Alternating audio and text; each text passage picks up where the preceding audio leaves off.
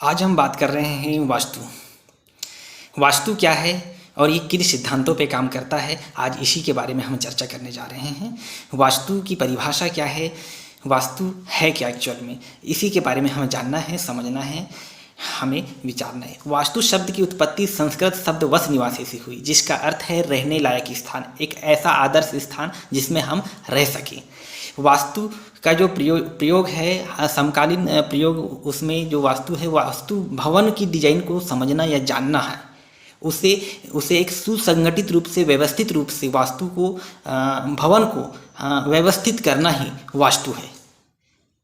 समझ रहे हो ना? वास्तु भवन को एक सुव्यवस्थित ढंग से, उसे एक अच्छे डिजाइनिंग रूप, अच्छे व्यवस्थित ढंग से ही बनाना ही वास्तु ही है। वास्तु है। अब हम बात कर रहे हैं कि ये एनर्जी है, ये ऊर्जा है, ये ऊर्जा फील्ड है।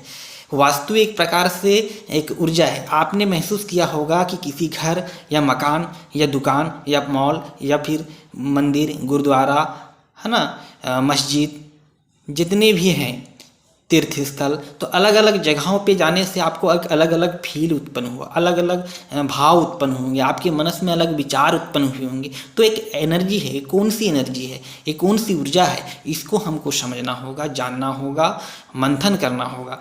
तो अलग अलग जगहों पे जाने पे अलग अलग एक हमारे जो मनस में जो भाव उत्पन्न होते हैं। जैसे कि आपने कभी महसूस किया होगा कि किसी घर में गए होगे तो वहाँ पे एक जो किसी घर में गए हो तो बड़ा सकारात्मकता लगा होगा, और किसी घर में गए होगे ना तो आपको एक बड़ा विकराल सा। तो ऐसी कौन सी एनर्जी है, ऐसी कौन सी ऊर्जा है जो हम अलग अलग जगहों पे जाने पे हमारे जो मनस है, हमारे जो भाव है, उसमें परिवर्तन हो जाते हैं, अलग अलग भाव उत्पन्न हो जाते हैं। तो ऐसी कौन सी एनर्जी है, हमको उसे समझना है, उसे जानना है।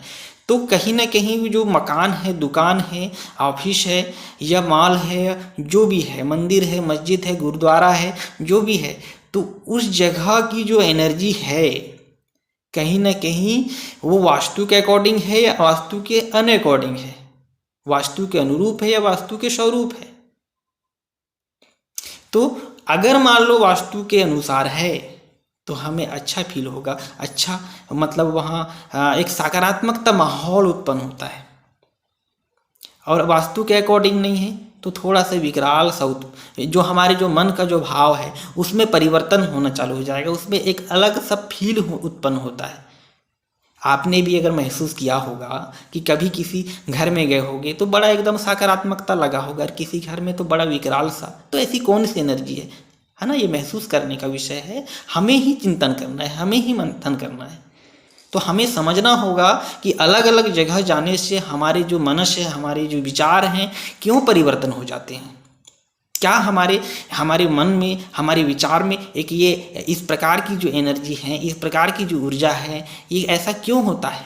क्या आपने इस चीज़ को अनुभव किया? शायद किए होंगे, है ना? मैंने भी किया। तो हमको इस चीज़ों को समझना है, क्योंकि जब हम किसी, जैसे उदाहरण के लिए एक मंदिर में जाते हैं तो वहाँ हमारा जो भाव है पूरी तरह से, अगर वो मंदिर वास्तु के अकॉर्डिंग बना है, समझ रहे हो ना मेरे भाव को? जो कहने का भाव ये है कि अगर वो बना है, उसका एक रूप है, एक आयताकार है, एक प्लानिंग है, वो बना होता है, तो उसमें कितना एक सकारात्मकता पूरी हम खुद के इसमें आपे में हो जाते हैं, उसमें पूरी तरह से समाहित हो जाते हैं। जो हमारा मनस है, हमारा विचार है, जो हमारे भाव है, वो पूरी तरह से चेंज हो जाता है। और इसी तरह कोई मकान में हम गए तो वहाँ पर हमारा जो भाव है, हमारा जो विचार हैं वो अलग परिवर्तन हो जाता है। तो दो भवनों में जाने से हमारे जो मनस में जो परिवर्तन आता है, जो भाव उत्पन्न होते हैं, अलग अलग एनर्जी है, क्योंकि वो जगह की एनर्जी है।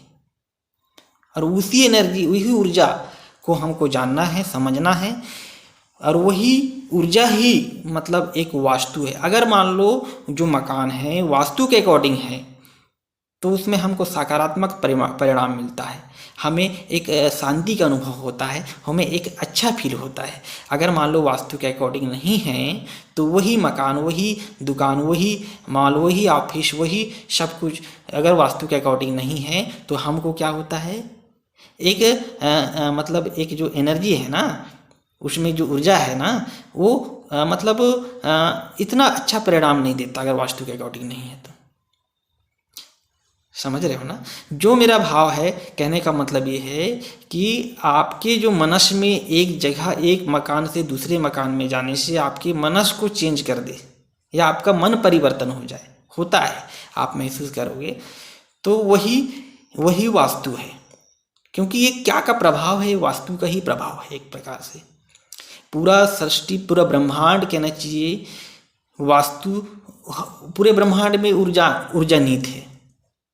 अब वो ब्रह्मांड में ऊर्जा निहित है तो जो बाहर है वो हमारे अंदर भी है, हमारे जो घर के अंदर भी है। अगर आपका जो मकान है, मकान में भी एक ब्रह्मांड है, एक ऊर्जा है, ऊर्जा फील्ड है, उसके अंदर भी ऊर्जा है, उसमें भी ऊर्जा समाहित है, उसमें भी ऊर्जा समाहित है।